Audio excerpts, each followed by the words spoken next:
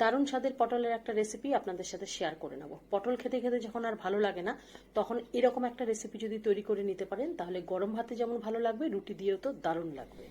বাজার থেকে কিনে নিয়ে আসার পরও পটল কিন্তু অনেক সময় রয়ে যায়, সেই পটল শুকিয়ে যায়, সেই পটল দিয়েও এরকম একটা রেসিপি আপনারা তৈরি করে নিতে পারেন। আমি রেসিপিটা তৈরি করেছি একেবারে ফ্রেশ পটল দিয়ে। এখানে বেশ কয়েকটা পটল নিয়েছি। এবার পটলের খোসাটাকে খুব ভালোভাবে ছাড়িয়ে নেব।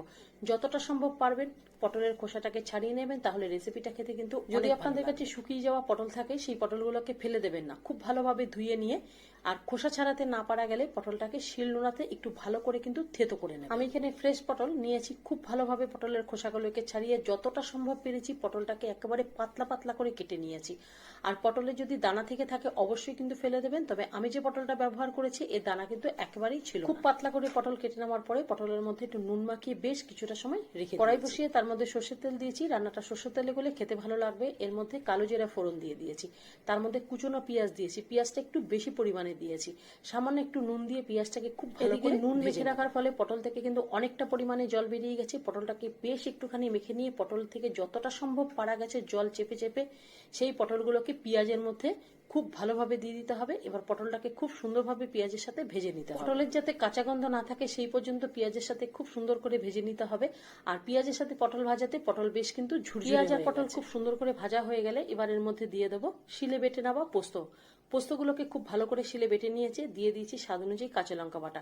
তবে পোস্ত বাটার পরিমাণটা একটু বেশি হলে খেতে ভালো লাগবে।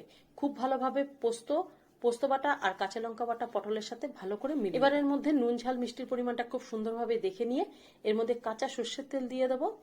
দিয়ে গ্যাস কমিয়ে খুব ভালো করে রান্না, খুব সুন্দর একটু মাখো মাখো মতন হবে আর তেল বেরিয়ে আসবে সেই পর্যন্ত রান্না করে নেব। পটলের দানা থাকলে কিন্তু অবশ্যই ফেলে দেবেন, মুখে পড়লে খেতে ভালো লাগবে না। আর একটু মাখো মাখো মতন করে রান্না করবেন, আর একটু তেল ছেড়ে আসবে, কড়াইতে নিচে লেগে যাবে, সেই পর্যন্ত কিন্তু রান্না করে নেবেন।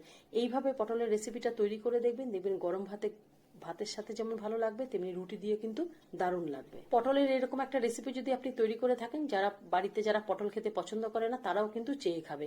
দারুণ স্বাদের আজকের এই রেসিপি। যদি রেসিপিটা ভালো লেগে থাকে তাহলে অবশ্যই কিন্তু বাড়িতে তৈরি করবেন, দেখবেন কতটা লোভনীয় হয়েছে। নিজে খান, পরিবারের সবাইকে পরিবেশন করুন, দেখবেন একবার তৈরি করলে বারবার কিন্তু রিকোয়েস্ট আসবে। অসাধারণ স্বাদের আজকের এই রেসিপি তৈরি করে দেখুন, দারুণ লাগবে।